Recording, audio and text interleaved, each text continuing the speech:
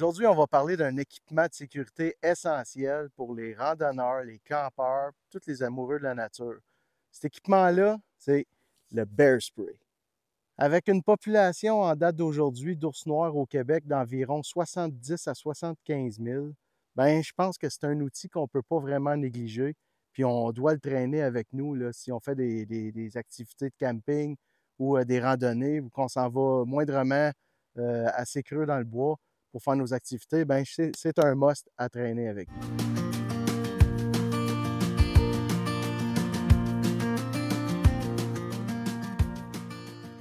Dans cette petite vidéo-là, je vais vous montrer les méthodes qu'on peut avoir pour faire peur aux ours, pour les éloigner. Le Bear Spray en est une, justement. Il existe d'autres méthodes aussi. Et surtout, le comportement humain qu'on peut avoir en forêt pour éviter de rencontrer un ours ou d'attirer un ours. Fait que suivez-nous. On va même l'essayer dans la vidéo. Ma canne est sur le bord d'expirer. Fait que, on va faire un test et on va l'essayer en même temps.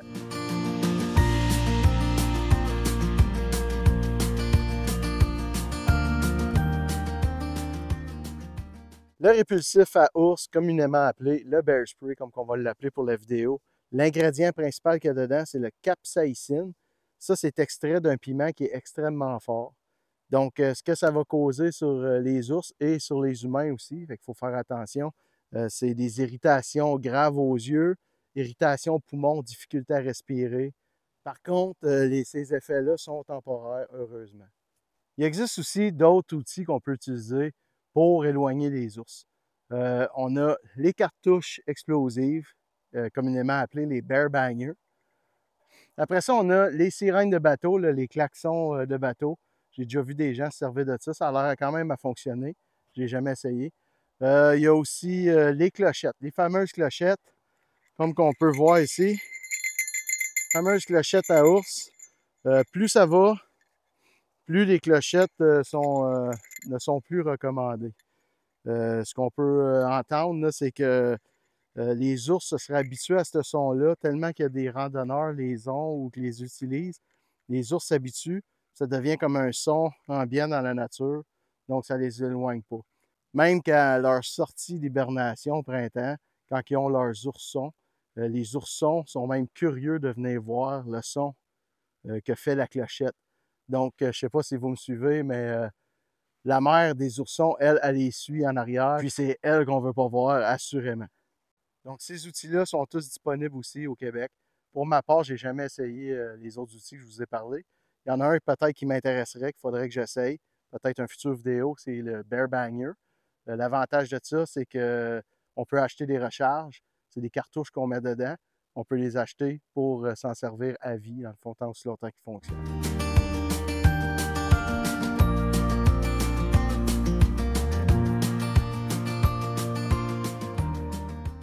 Maintenant, quand on est en forêt, c'est sûr que le Bear Spray, c'est pratique de l'avoir, mais le but reste de ne pas attirer les ours aussi, puis de ne pas les faire venir près de où ce qu'on est ou de où ce qu'on est campé.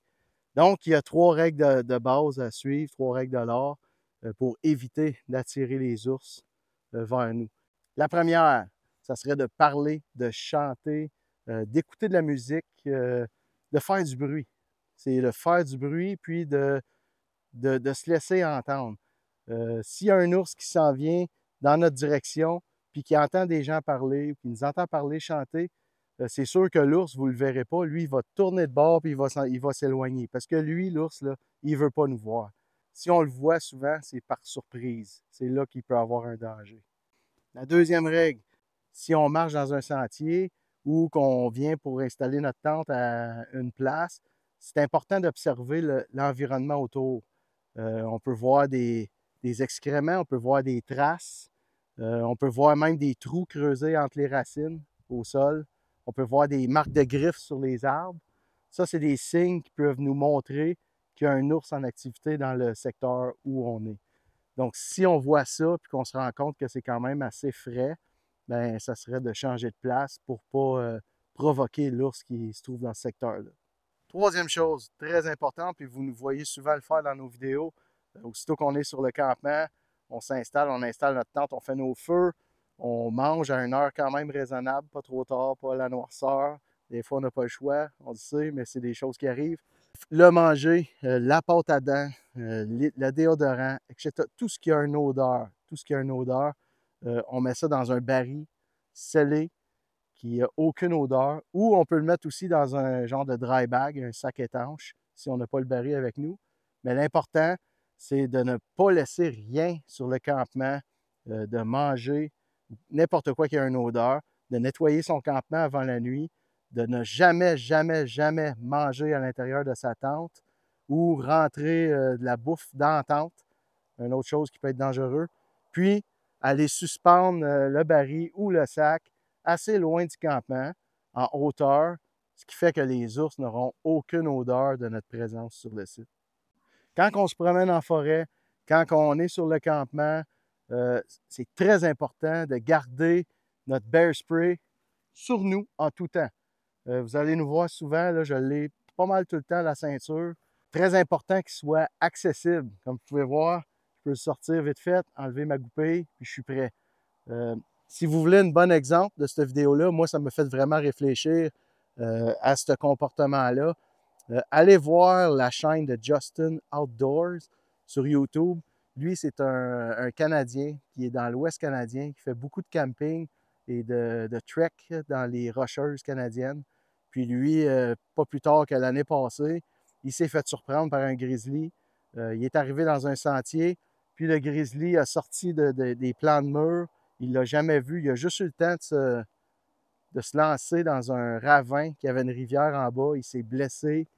Puis, il a eu le temps de sortir son poivre de Cayenne parce que lui, il l'avait sur un mousqueton après son sac. Si on se promène dans le bois avec notre poivre de Cayenne dans le dos, dans un sac à dos, l'ours, lui, n'attendra pas pour nous attaquer. Donc, votre poivre, il ne servira pas à rien.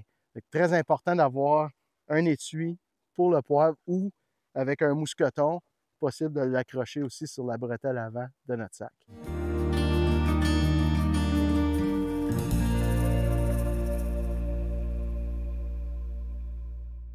Les bonbonnes de Bear Spray ont aussi une date d'expiration. Donc, très important de vérifier la date d'expiration.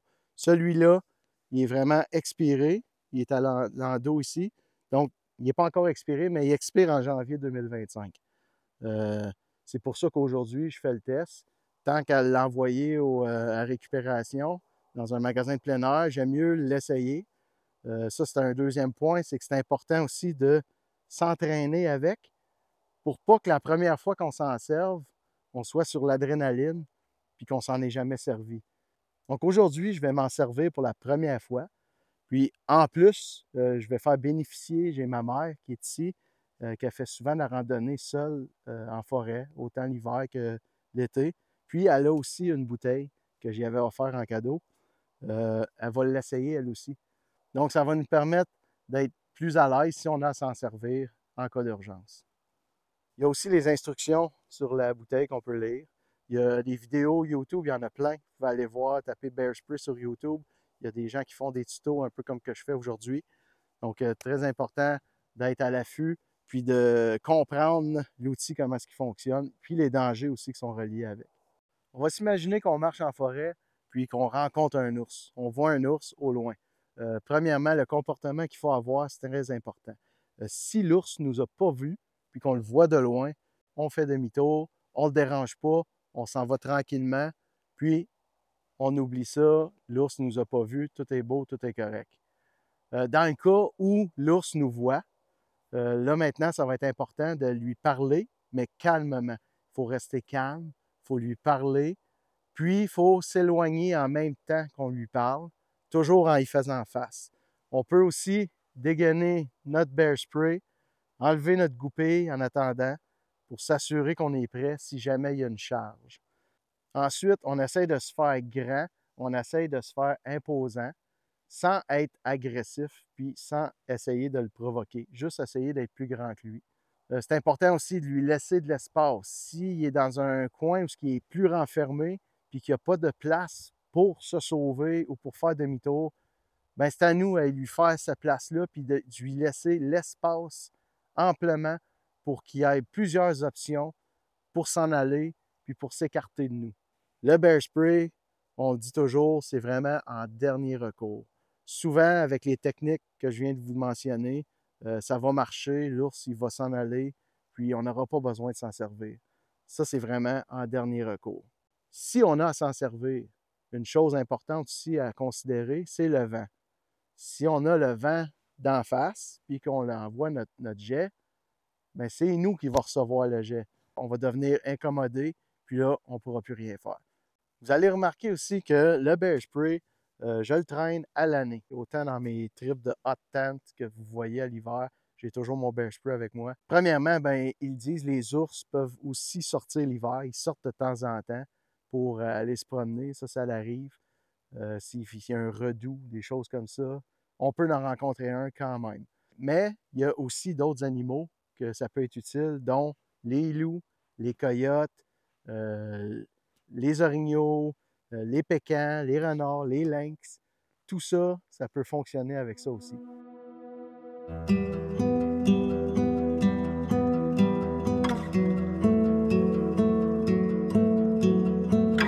Donc, je marche dans le sentier. J'ai un ours en avant de moi. Lui aussi, il m'a vu. Donc, je vais tout de suite me préparer. J'enlève mon bear spray. Je retire la goupille. Je lance ça. Là, c'est d'y parler. C'est d'essayer de l'éloigner avant. Donc ça, on le sait, c'est toujours en dernier recours. Et je vais essayer d'y parler. Je vais essayer de me faire grand pour qu'il me voie. Je vais être calme. Je vais garder mon calme. Puis je vais m'éloigner pour m'assurer d'y laisser l'espace pour se sauver. Si je fais tout ça, puis l'ours est encore là, puis je vois qu'il est curieux puis qu'il veut s'approcher, ben là, j'aurai pas le choix de l'asperger. Fait que ce qu'on va faire, je vais faire une démonstration avec le bear spray pour asperger l'ours. Fait qu'on va se déplacer un peu plus par ici pour être sûr qu'on ait le vent dans le dos. Fait que quand on va viser avec la bouteille, on va viser un petit peu plus bas pour que les nuages ils partent plus haut. Puis on va donner un coup d'une seconde à chaque fois. Fait que je m'avance, donne un coup. On voit que ça va quand même pas trop loin. On va réessayer un autre coup.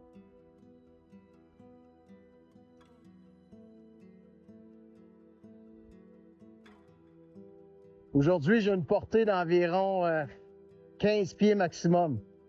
Puis on voit là, que ça se dissipe rapidement dans le vent. Fait qu'une journée comme aujourd'hui, il faudrait que l'ours soit quand même vraiment proche pour soit capable de l'atteindre. Fait qu'on peut voir la canne, comment est-ce que ça donne les sprays. Je vais réessayer un dernier spray, puis après ça, je vais le faire essayer à ma mère qui veut l'essayer aussi. Fait que si je m'en vais vraiment dans le sens du vent, qui est ici, je vais donner un spray. J'ai atteint environ une quinzaine de pieds maximum.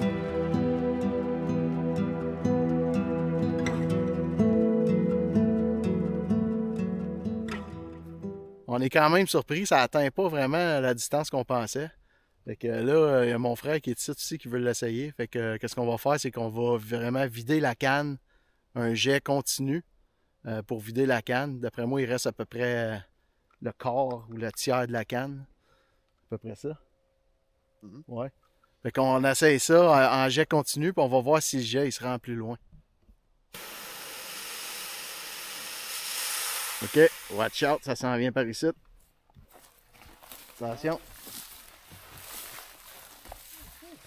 Je l'ai senti. Le vent il a viré de bord. J'espère que ce tuto vous a été utile pour le bear spray. Si vous avez d'autres trucs, si vous avez d'autres moyens de répulsifs à ours, on aimerait ça les connaître. Écrivez-le en commentaire. Nous, maintenant, c'est fait. On l'a essayé. Donc, on a développé un petit réflexe avec. Qu'est-ce qui est bon? Si vous avez la chance de le faire aussi avec une canne qui est expirée, juste s'assurer de voir le vent, dans quelle direction il s'en va, puis de ne pas avoir de gens autour ou de chiens, d'animaux domestiques, parce que ça peut vraiment incommoder tout le monde. Fait qu'on espère que vous avez aimé ça. Puis si ça a été pratique pour vous, ben, n'hésitez pas, mettez un like. Puis abonnez-vous à la chaîne si ce n'est pas déjà fait. Là-dessus, on vous remercie. On vous dit à la prochaine. Ciao!